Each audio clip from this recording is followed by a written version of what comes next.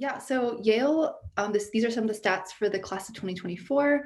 As you can see, there are some really impressive ones here. For instance, 21% of Yale admits are Pell Grant recipients, which is a grant that specifically helps low-income students. I think that's very admirable. There's a lot of diversity. For example, you see that 49% speak a language other than English. There's 20% around first-generation students, a pretty decent male-female ratio, and a bunch of other really, really cool statistics about Yale. So yeah, I think that it is a really good example of a very balanced school, and it really does try to do its best to foster diversity and to meet the needs of its students, including financial aid, which I'll be talking about more in this presentation. Yeah, so the deadline to submit an application for first year admissions. So there's two general dates. There is the single choice early action date, which is also the QuestBridge National College Match date. That one is November 1st. There's also the regular decision date, which is January 2nd. So I personally didn't do QuestBridge, but from what I understand, it is a program where if you get in, it will pay for 4 years of college tuition. And it's really geared toward low income students. So it's an excellent way to bridge the gap and to make sure that people who not necessarily could afford college otherwise do get the opportunity to go to really cool schools such as Yale. I also have a lot of friends from MIT who are QuestBridge recipients as well. So it's a wonderful program. Yeah, so basically there are some resources online, but you do submit, you get your match on November 1st, the same as early action. And if you don't decide to submit for single choice early action, you will submit in January 2nd.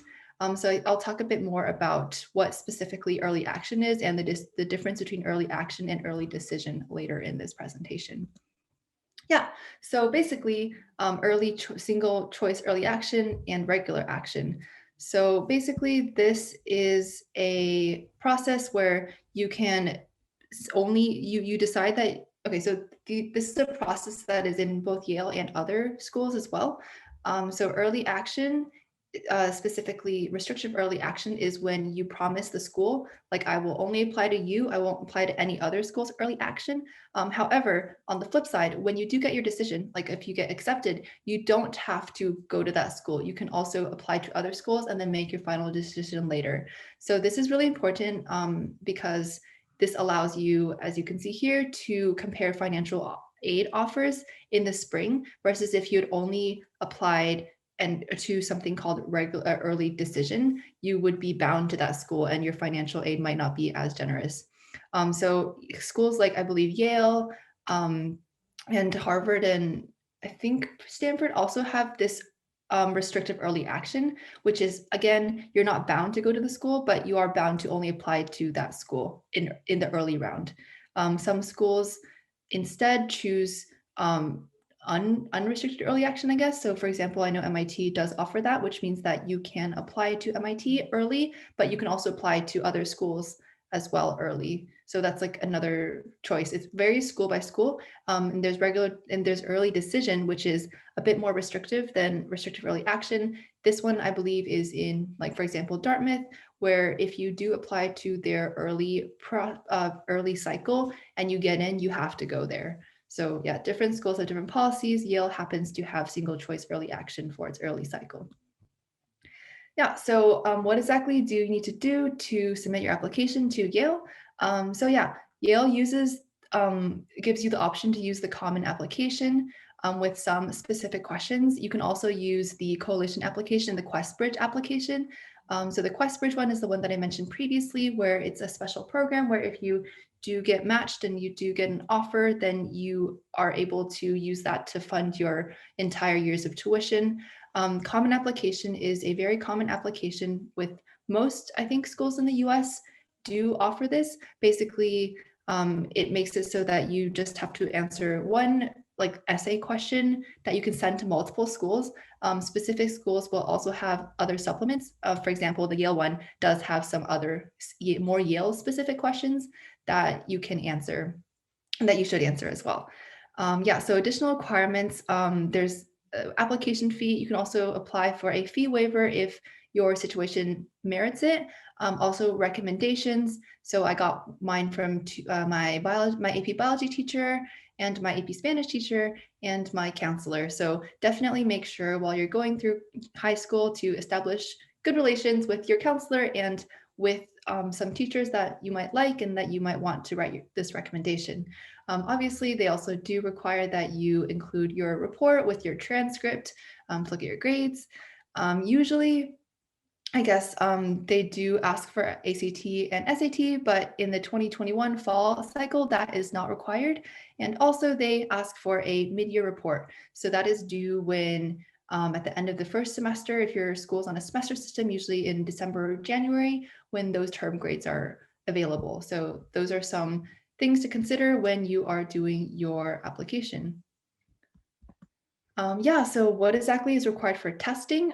So for usually in normal cycles, you want the ACT or the SAT. I think 2021 is a bit different, but for first year students applying for fall 2022 admission or later, you should choose between taking the SAT or the ACT.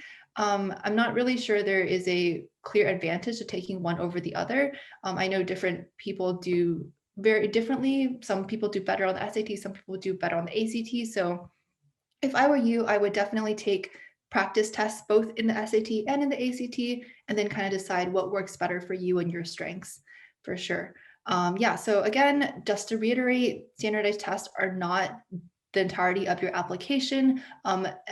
Yale has a pretty holistic way to determine who gets into Yale, as do a lot of schools in the US. Yeah, there's no minimum score, no score that will guarantee that you'll get in. But we do have some statistics about the middle percentile of admits test scores. So the following are below. So that means that if you do want to have like, I guess, a decent in terms of standardized test chance of getting into Yale, try to aim for at least a 720 to 770 in the reading and writing section, between a 730 and a 790 in SAT math, and a 33 to 35 in the ACT composite. But then again, please don't panic if your scores don't necessarily meet those the first time you take it, because again, tests are only a part of your application, and Yale does want to see who you are as a human as well as your test scores, obviously. So these are just some guidelines that I'd recommend. Yeah, so in terms of deadlines, obviously, if you do apply early, you have to submit your test scores a bit earlier.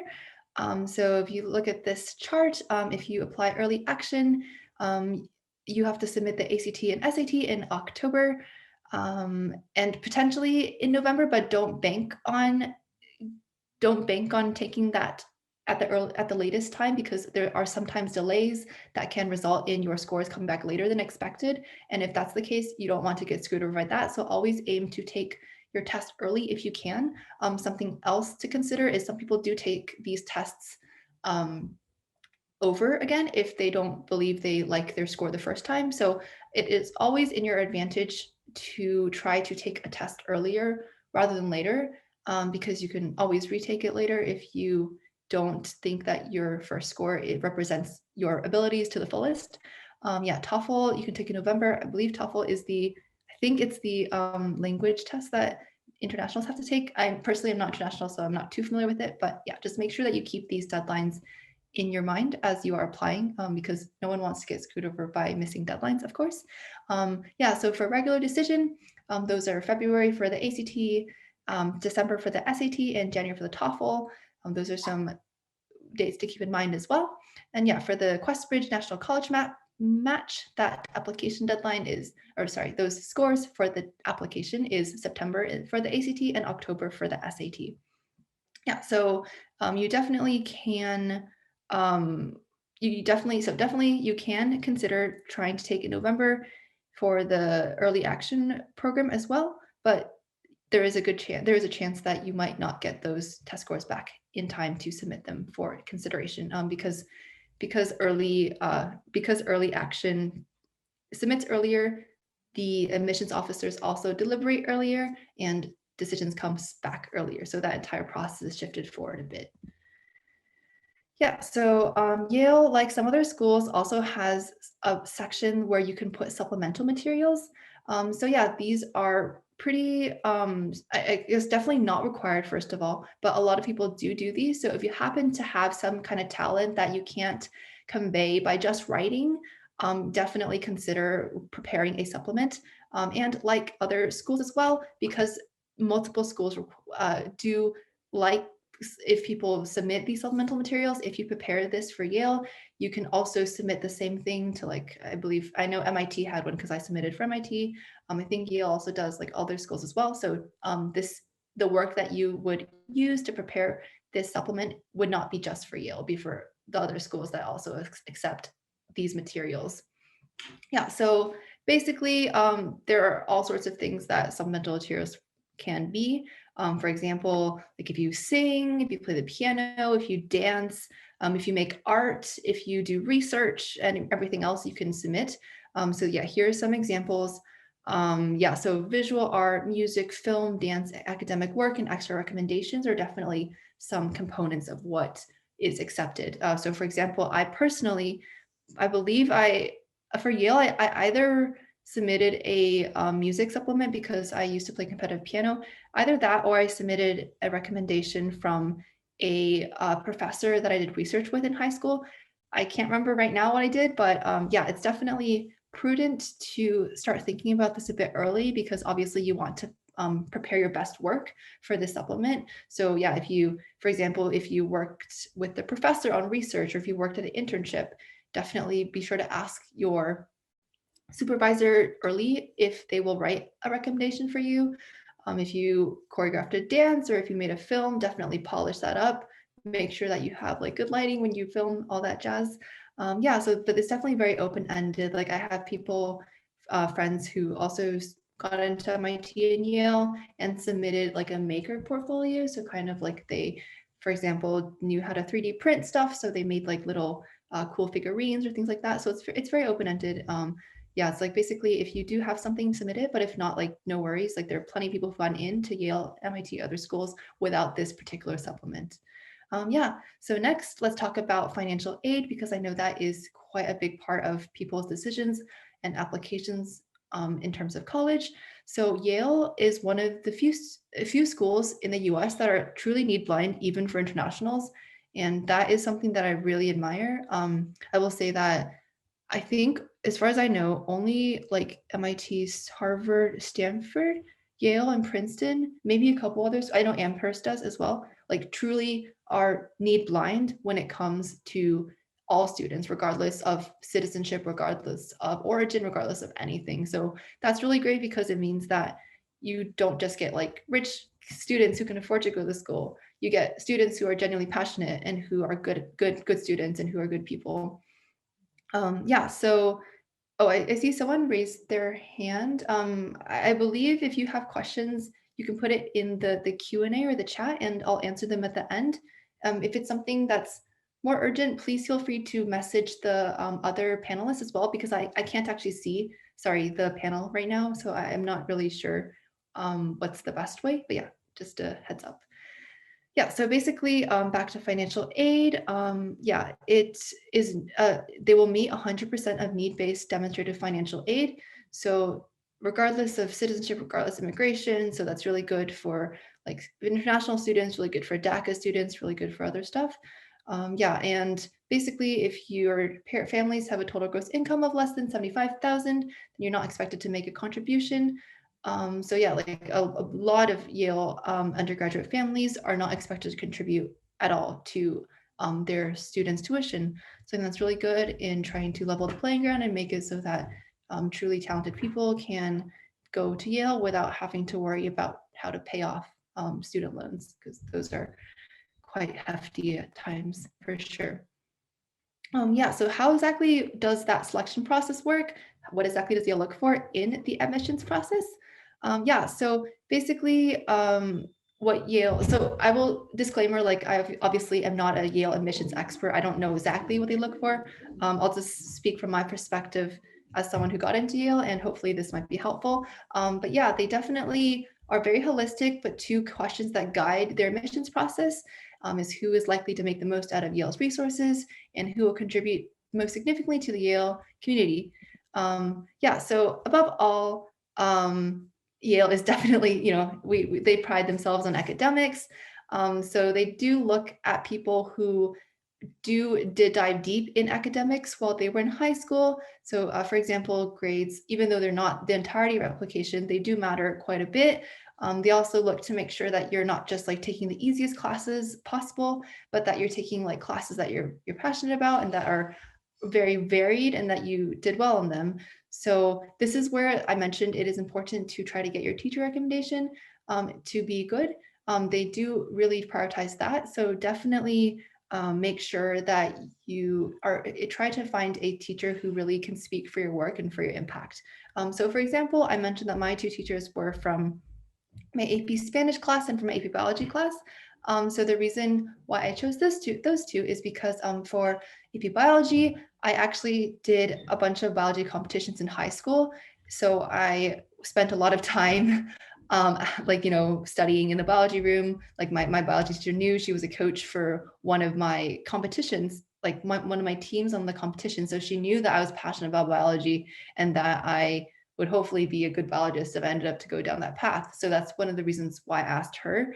As for my AP Spanish teacher, I actually, so funny story now, I don't really remember how to speak Spanish, but in high school, Spanish was actually my favorite subject. I actually skipped 2 grades of Spanish. I took the AP test as a sophomore, and I think usually people do it senior year.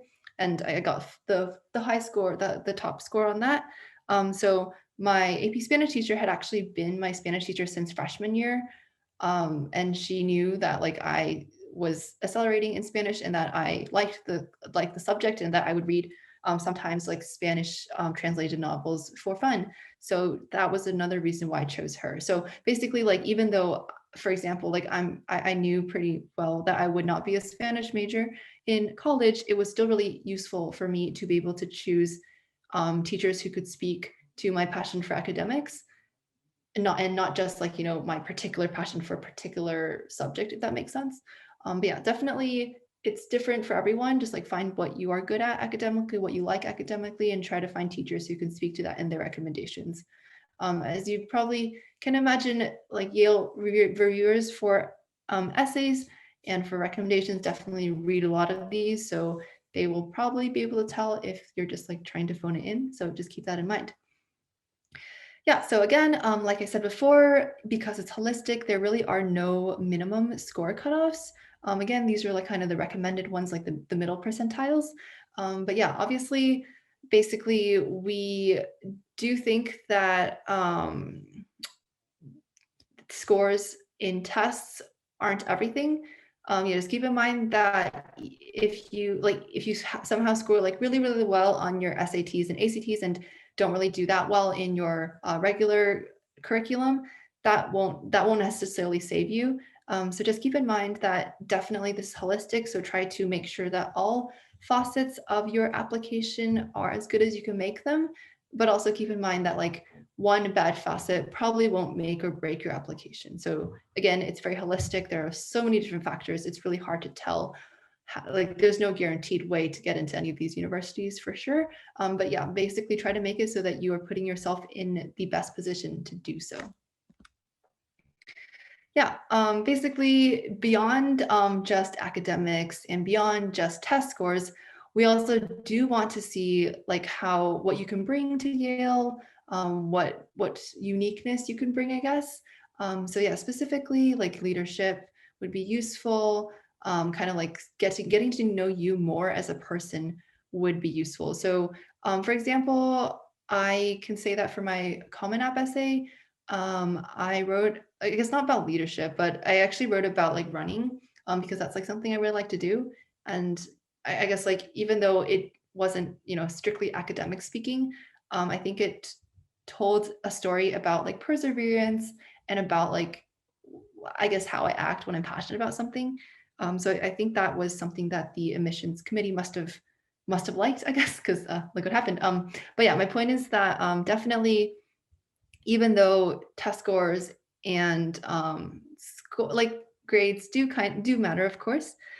Try to like kind of paint like a bigger picture with you and your achievements in your passions, basically. So I will say, like, for example, in my essay about running, I did tie in some, like, for example, like I ran a couple of like 5Ks for charity for specific organizations and raised money then. So I think that kind of tied into my impact in the bigger community as well, not just like what I do for fun. Yeah, so basically the essays are kind of, essays are very hard to write. Speaking of someone who really didn't know how to write her essays, it's because it's very personal, right? And there's no right or wrong way to do it. Just like try to make it, it is very cliche, but just try to make it like you. Try to like show your passion through it. Just try to like write what makes you you, basically, and hopefully that's enough for the admissions committee to get a good sense of who you are as a person and who you are beyond just test scores, beyond just grades. Yeah, so who exactly does evaluate these applications? So there's like, very experienced admissions officers. There's like Yale faculty, teachers, and deans who take all this information and like pour through it and make these decisions. Keep in mind that Yale, like other schools, does consider kind of the opportunities that you're given in your school. So obviously, like if your school doesn't offer the IB program, they're not gonna reject everyone who never took an IB class. They will consider like your school's situation, your situation, things like that. Yeah. So again, like my school did offer AP. So even though we didn't offer too many APs compared to some other schools, like I personally took every single AP except for AP French in my school, and I got like fives on the max score on this test as well, and all A's. So I think that did probably help in my favor. But yeah, like definitely, like for example, I never took AP US history, even though most of my friends who ended up at who got into Yale and MIT did take a push. But that was because like my school didn't offer AP US history, so I don't think that really went against me. I also have like a friend who got into Yale and MIT, ended up going to MIT as well. She was the national AP scholar for Florida, even though her school had no APs. So she was like a very interesting case because like she self-studied everything, took everything. I believe she took like at least 18 AP tests, like self-studied and took them. So obviously that was really, really a positive on her application because it showcased that even though she didn't go to a school that had APs, she ended up taking more APs than anyone in Florida, apparently, her year. So yeah, definitely make the most out of any opportunities you can and try to go above and beyond, if possible, what is standardly expected of you. And I think that's something that Yale does look for. Like Yale does look for like go-getters. Yale does look for people who fully utilize resources that they are given. Yeah, so next let's talk a bit about the essays. So again, the essays, like I wrote the Common App when I applied. I'm not too sure what the Coalition App is, to be honest. But yeah, the Common App is, I guess, a medium-sized essay, usually 300 to 600 words. But in addition, there also are some more specific essays. So these are 2 short essays, 250 words or fewer, that talk about topics and personal experiences to get to know you more as a person. If you choose engineering, as a major, you should write another supplemental essay about why specifically engineering, and 4 short answer questions, so 200 characters. I will say that from personal experience, shorter essays aren't necessarily easier. They're actually harder in my opinion, because like for longer essays, you can take longer to get to your point, but for shorter essays, because every word matters, you have to make sure that you are writing concisely to fit the word limit while also conveying yourself as a person, while also writing elegantly. So it is quite a handful. So please don't be dissuaded if it's really hard to write these short essays, because like honestly, those are some of the hardest essays I've ever written, in my opinion. Yeah, so the supplemental essay number 1, basically tell us about your engagement with the topic idea that excites you and what you're drawing to it. So again, this isn't just like talking about like something academic. Yeah, like I feel like for mine, I may have written about I may have written about piano, but I don't remember too much now. But one point is like, yeah, supplemental essays are for you to be able to showcase more about yourself, about your passions, about what makes you go. Yeah, so that's my advice for that. Supplemental essay 2. So these are some of the prompts that this essay has.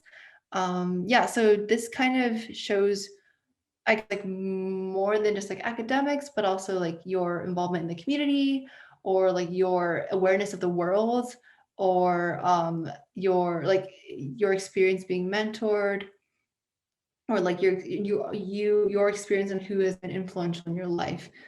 So yeah, this one, I think I believe I wrote about my grandmother as a role model.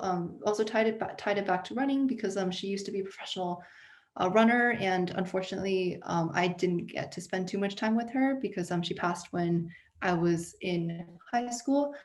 However, like she had a really big impact on me, because like she's kind of the reason why I run every day now, and she's the reason why, because like she makes you, no matter how busy she is, she would make it a point to go run, and she would run like 2-3 miles, like even when she was like 80. So she, like she's like very, very perseverant. So I definitely think of her and think of like her and her strength a lot when I feel that I can't do something, and I'm like, okay, like if she can do it, if she can do that, I can do this. That's kind of how I approach things a lot.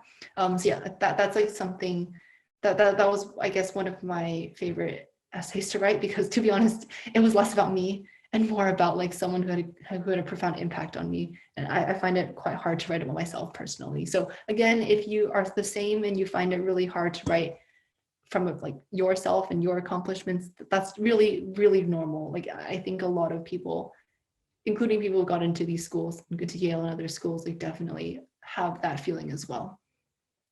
Yeah, so specifically for engineering, I don't know how many of y'all want to do engineering, but if you do, you should write about this. So again, this, I would say for this one, definitely make sure to talk about why specifically Yale's engineering program appeals to you, because like they probably know that you're applying to a lot of other schools as well. But this one is just an opportunity for you to like talk about what you know about the engineering department. So I think for me, I wrote about some specific biology labs that I had read about, and I really liked reading about their research. And yeah, at this point, I was definitely very much biology. I will say now I switched to, I studied computer science at MIT, but at the time I was applying, I was very, very interested in biology. So I will say that for Yale and for MIT, for other schools, what you write about in your essays is not binding. You can write about anything, and you can definitely switch later. But just like it does help if you can show the admissions that you are passionate about this, like a specific engineering field, and you're not just like, I am applying to Yale because I was told to apply to Yale, kind of like that. Just like make sure that you can explain why you're passionate about this engineering field if you choose to pursue engineering. Yeah, so this one, again, specifically, the second one is kind of more geared toward Yale, like specific to Yale, like Yale courses. The first one is, I guess, more open-ended, what inspires you. Yeah, so this one is, because these are more, I guess, open-ended, kind of, they want to see how you think. They just want to get to know, again, a bit more about you. Yeah, and like basically the fact that Yale students live in suites, kind of like, I guess it's not unique, of course, to colleges, but I do know there's like very strong culture. Like my friends who go to Yale, like did spend most of their time, like, being very close with these like 4 to 6 students in their suite. And like they have like different like suite activities and culture and things like that. So I think they're just looking to trying to make sure that if you go to Yale, you will mesh well with the culture and you will provide something for that culture, which is why they're asking like, what can you teach? So again, I don't think they want you to, necessarily write the most academic related courses unless you are specifically passionate about like, let's say about like, I don't know, quantum mechanics or about computer science, but definitely this is not, you don't have to write specifically about like, I want to like study, like I want to teach this biology course, I want to teach this computer science course. They also want to see like what you're passionate about and what you can teach, I guess. Yeah. So next, letters of recommendation. I did mention, again, make sure that your teachers who write you the recommendation know you well. Make sure your counselor you have a good relationship with.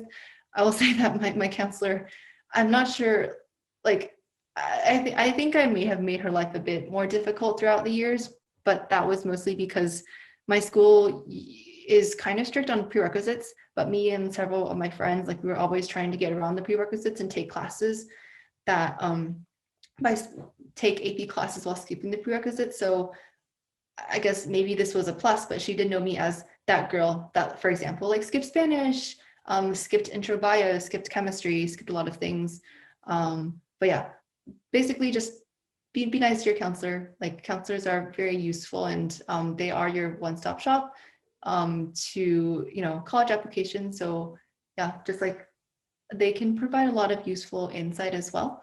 You don't have to give more recommendations than just those three, but you can, for example, those supplemental things. So like if you have, let's say, for example, like a research PI who you think can speak to your work, or if you have like a track coach who can vouch for your perseverance or for your accomplishments, definitely consider putting that in your supplements.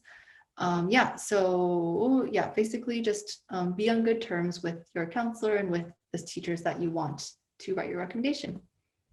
And next, we'll talk about the interview. So again, the interviews are not mandatory. I also think they might be less common in non-US places, but again, might be mistaken. However, it is kind of it's good because it's kind of a two-way street. Not only is Yale interviewing you, you're also interviewing Yale kind of to determine if you think that you would have a good experience there. So yeah, interviews are basically a way for you to get past just like reading online, like what is Yale, and more so you could like talk to someone who actually went to Yale so you can get their perspective.